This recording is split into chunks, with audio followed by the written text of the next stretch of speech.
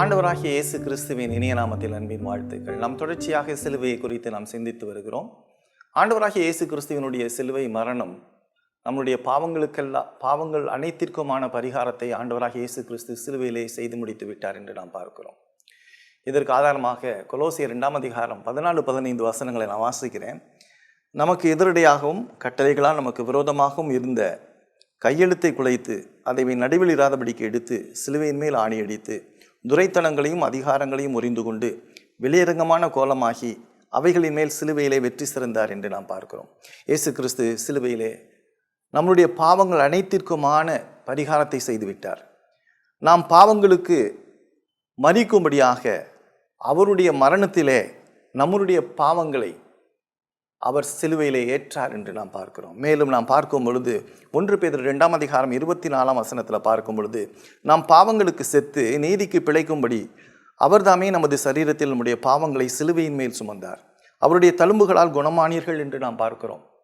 மேலும் கலாத்தியர் 3 அதிகாரம் 13 வசனத்தில், மரத்திலே தூக்கப்பட்ட எவனும் சபிக்கப்பட்டவன் என்று எழுதியிருக்கிறபடி கிறிஸ்து நமக்காக சாபமாகி நியாயப்பிரமாணத்தின் சாபத்திற்கு நம்மை நீங்களாக்கி மீட்டு கொண்டார். இங்கு இயேசு கிறிஸ்துவினுடைய சிலுவை மரணம் உயிர்த்தெழுதலை நாம் ஒன்றாக புரிந்து கொள்ள வேண்டும்.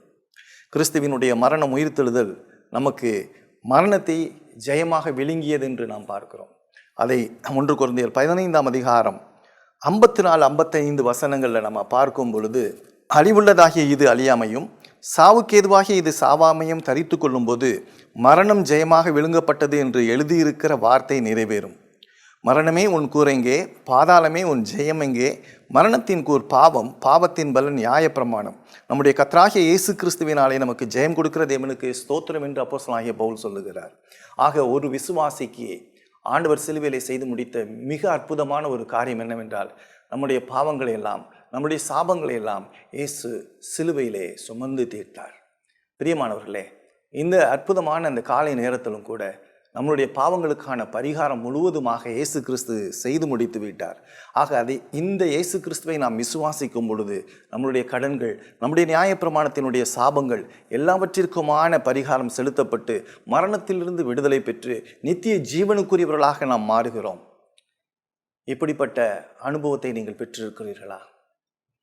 இப்படிப்பட்ட அனுபவம் உங்களுடைய வாழ்க்கையில் இருக்கிறதா? இதை நீங்கள் விசுவாசிக்கிறீர்களா? இயேசு என்னுடைய பாவத்தையும் என்னுடைய சாபத்தையும் என்மேல் இருந்த மரணத்தையும் சிலுவையிலே உரிந்து கொண்டு மரணத்தை ஜெயித்து எனக்கு பாவத்திலிருந்து வெற்றி கொடுத்தார் என்கின்ற விசுவாசம் உங்களுக்குள் இருக்கிறதா? இப்படிப்பட்ட விசுவாசத்தை பரிசுத்த ஆவியானவர் உங்களுக்கு கொடுக்க கர்த்தர் உங்களுக்கு கிருபையும் இரக்கமும் பாராட்டுவாராக. ஆமென்.